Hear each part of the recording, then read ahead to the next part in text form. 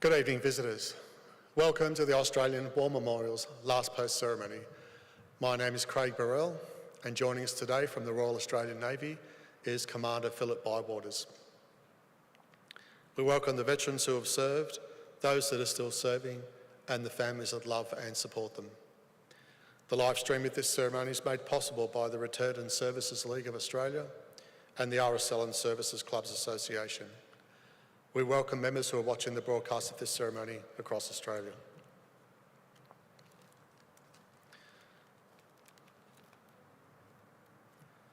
The Australian War Memorial was the vision of Charles Bean, Australia's First World War official historian. Bean landed with the Australian troops on Gallipoli and stayed with them at the front through to the end of the war. The idea of this national memorial and museum came to him at Pozières, France, in the depths of the bloody fighting of 1916.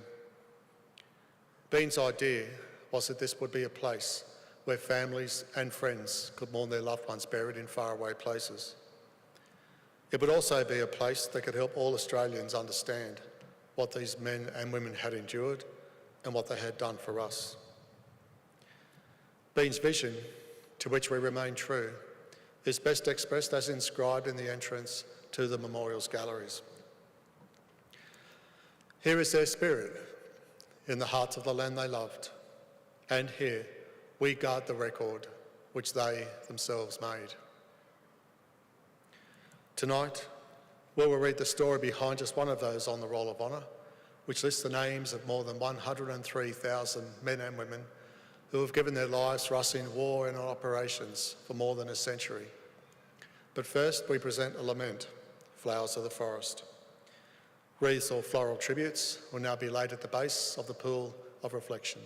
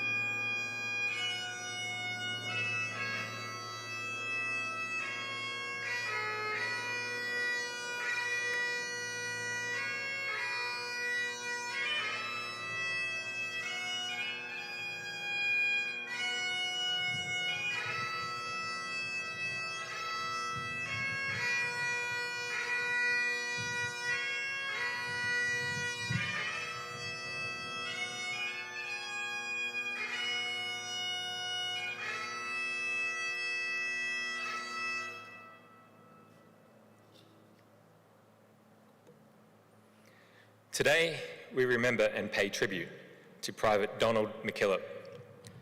Donald McKillop was born in Lament, Victoria in about 1899. He was one of 4 children born to John and Margaret McKillop, 3 of whom survived to adulthood. Early in his childhood, the family moved to Geraldton, Western Australia. After finishing school, Donald worked as an engine cleaner for the Western Australian Railways. In August 1916, McKillop travelled to Perth and volunteered for service in the Australian Imperial Force. As he was under the age of 21, his parents signed a consent form for him to serve overseas. After preliminary training, McKillop embarked on board the transport ship Argyllshire at Fremantle in November 1916. He arrived in England in January 1917 and began training at the Army camp at Salisbury Plain. Conditions in the camp were crowded and illness was common. In February, McKillop spent 10 days in hospital with influenza. Once recovered, he completed his training. In June 1917, McKillop sailed to France and joined the 48th Battalion. The unit had been raised in Egypt in March 1915 around a corps of more experienced men from the 16th Battalion and belonged to the 12th Brigade of the 4th Division. Its first major battle on the Western Front was at Pozières in August 1916, followed by the miserable winter campaign on the Somme. In April 1917, the 48th Battalion suffered heavily during the disastrous First Battle of Bullecourt. For some months afterwards, the battalion was rested and reinforced in Belgium, away from the front lines. In early June, it participated in the successful attack at Messines, then moved south to the area near Ploegsteert. On the evening of the 15th of July 1917, the battalion came under heavy German artillery barrage. McKillop was killed instantly by shell fragments, as was another member of the battalion, Private Victor McCarthy. Donald McKillop was 18 years old. He was buried in Underhill Farm Cemetery in Belgium, where his remains lie alongside 190 other British and Commonwealth soldiers. McKillop was survived in Australia by his parents and his sisters, Emily and Kate. Private Donald McKillop is listed on the Roll of Honour on my right, among almost 62,000 Australians who died while serving in the First World War. A photograph of his headstone is displayed today by the Pool of Reflection. This is but one of the many stories of service and sacrifice told here at the Australian War Memorial. We now remember Private Donald McKillop, who gave his life for us, for our freedoms, and in the hope of a better world.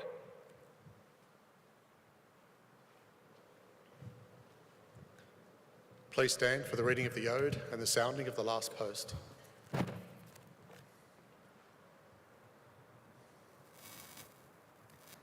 They shall grow not old, as we that are left grow old. Age shall not weary them, nor the years condemn. At the going down of the sun, and in the morning, we will remember them. We'll remember them.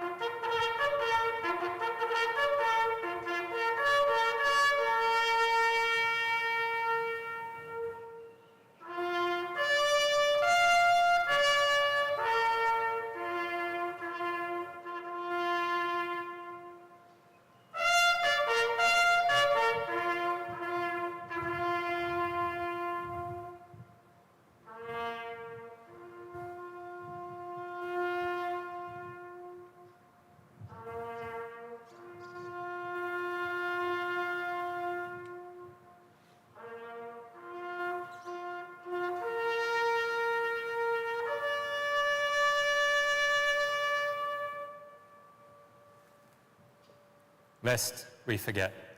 Lest we forget.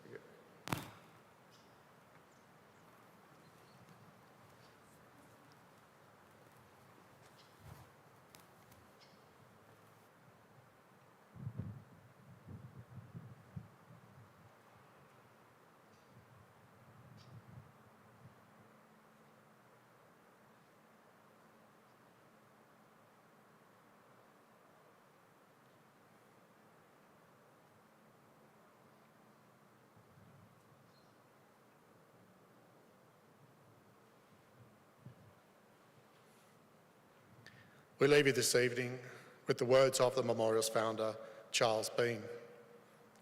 Many a man lying out there at Pozieres or in the low scrub at Gallipoli, with his poor, tired senses barely working through the fever of his brain, has thought in his last moments, well, it's over. But in Australia, they will be proud of this. Ladies and gentlemen, that concludes the last post ceremony. On behalf of the Director, staff and volunteers, we thank you for visiting the Australian War Memorial today and for your continued support during the Memorial's development project. We wish you all a very pleasant evening.